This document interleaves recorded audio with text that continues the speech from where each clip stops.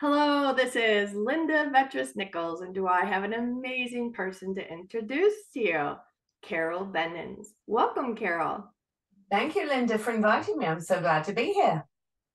Wonderful to have you, and great topic, enjoying life, coming back to life for life.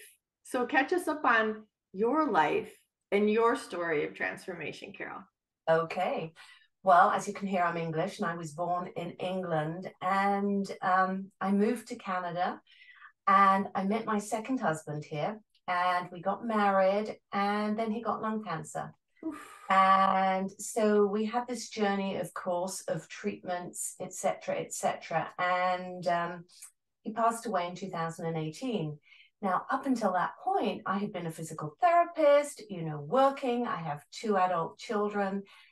And after Brian died, it was like, oh my God, now what? I was exhausted. I didn't have energy. I had a sick mother in England. A friend with Oh, time is here who I was dealing with. So I was busy, busy, busy looking after, nurturing everybody else in my life, right. except myself, of course. Of course. Yeah. The good old woman thing to do. It is totally a woman thing. And I hate to say I was modeling my mother, who was a beautiful nurturer. Oh, But yeah. what happened by a year of this barely being able to get off the sofa, and I actually went back to work very quickly, looking after patients in chronic pain, and I gradually realized I was burning out. And the other thing I found was that I didn't have any joy. I didn't know. At a year, I thought, well, I'm pretty young.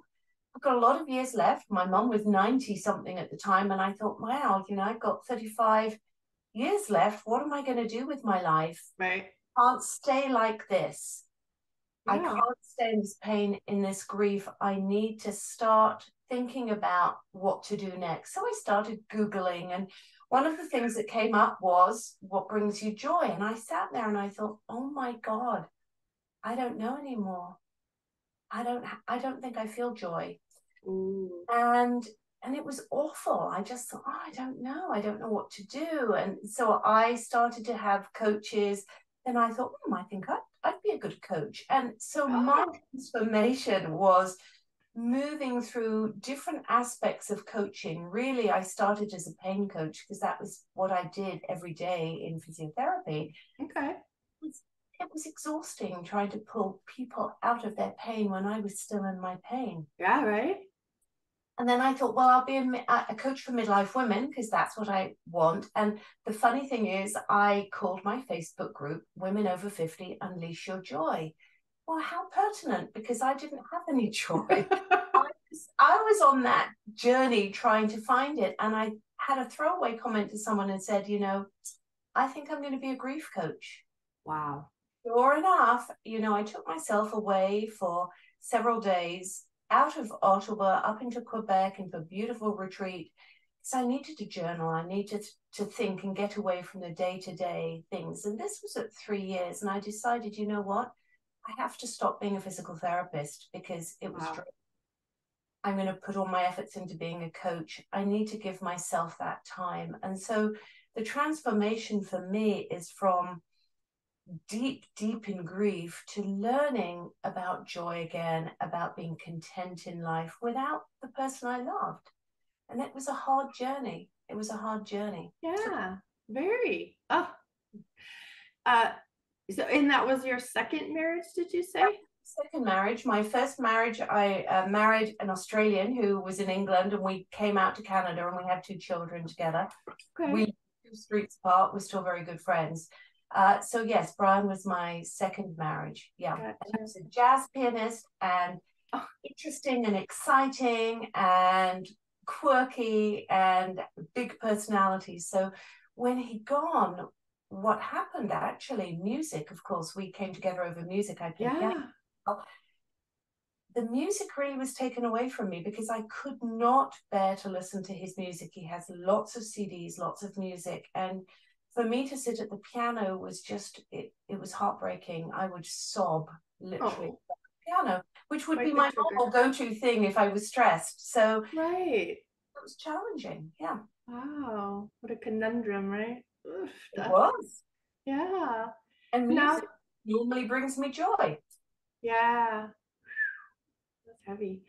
Yeah. And when and now you're are you doing grief coaching with widows and widowers in I particular? am, yes. And although I say that, the funny thing is I've got clients for some other stuff with pet grief and different things. But yes, I thought that's where I would focus right now because that's what I'm familiar with. I've Okay. but I have also lost my sister when I was young. My sister died in a mountaineering accident, and Ooh. I think the experience of how my parents dealt with grief, which was not at all well.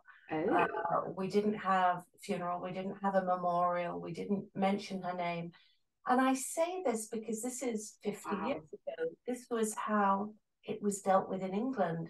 This is how they dealt with it. They didn't know any better. Right. I'm not judging them for it. I'm just really sad, actually, that they didn't have the support that would have helped them, and they couldn't support the other children. So none of us, Yes. our grief, sibling grief, was never addressed at all. Yep. At all. Yep. And yep. Right? We're just having, English, keep calm and carry on and keep a stiff upper lip. It's yeah. not the best way to deal with Yeah. our. Right. And we were just having this conversation yesterday with the high vibe conversation gals and about like suicide, and it's so closeted.